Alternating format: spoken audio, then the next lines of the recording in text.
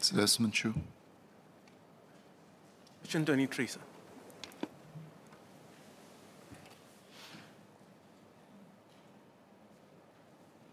Mr. Speaker, may I have your permission to take questions 23 and 24 together? Yes, please. Thank you, sir. We have shared previously in this House that the government, our public transport operators or PTOs, and the National Transport Workers Union, NTWU, take a united and firm position against physical and verbal abuse of bus captains by a small minority of errant commuters.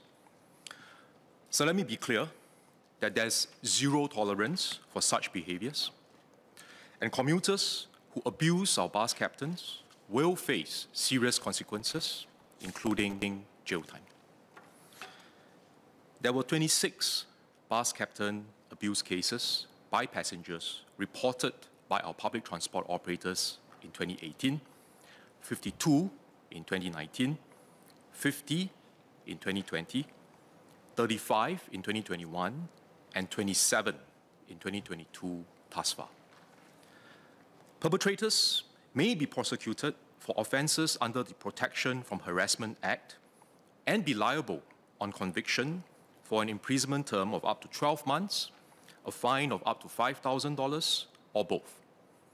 They could also be charged for voluntarily causing hurt under the Penal Code, which carries an imprisonment term of up to 3 years, a fine of up to $5,000, or both.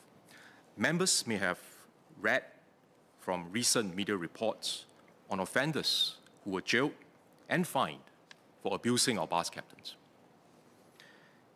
The installation of protective barriers in buses was trialled in 2018 and again in 2020.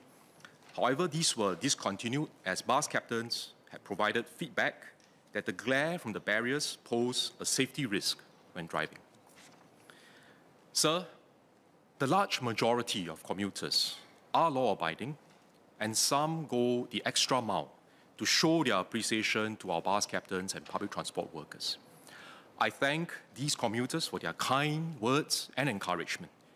These acts of kindness are very much appreciated by our public transport workers, and they form part of the efforts to build a more gracious and considerate commuting culture. It's Melvin Yong. Thank you, sir. I thank the SMS for his reply and also the assurance given. I declare my interest. I'm the Executive Secretary for the National Transport Workers Union. I could see that the numbers have gradually come down, but I think the recent cases of abuse are quite a concern. I'd like to ask SMS whether there are any plans to review the penalties, given that the last time the penalties were updated were quite a number of years ago.